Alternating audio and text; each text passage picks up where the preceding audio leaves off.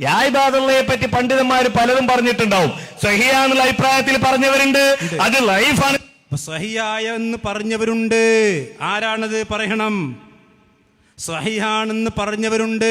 ഞാൻ ചോദിക്കുന്നു, സഹിഹാണെങ്കിൽ നിങ്ങൾ പറഞ്ഞല്ലോ, സഹിഹാണെങ്കിൽ വിജനപ്രദേശത്ത് വെച്ചുകൊണ്ട് യാ ഇബാദുല്ലാ എന്ന് വിളിക്കാമോ?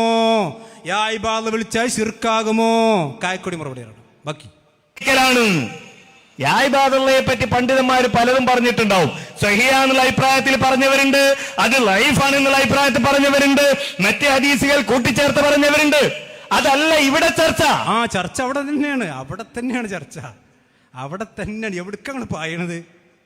അവിടെ തന്നെ. നിങ്ങൾക്കിപ്പോ യാ ഇബാദെന്ന് ഇപ്പൊ വല്ലാണ്ട് ഊരിയിട്ട് നിങ്ങൾക്കിപ്പോ ഇസ്തിആനത്ത് പിന്നൊക്കെ ചാടണം. അതവിടെ നിന്നോട്ടെ കായക്കൊടി.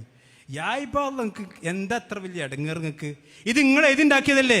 ഈ എഴുതി ഉണ്ടാക്കിയത് ഇപ്പോൾ നിങ്ങൾക്ക് പറയാൻ ധൈര്യമുണ്ടോ?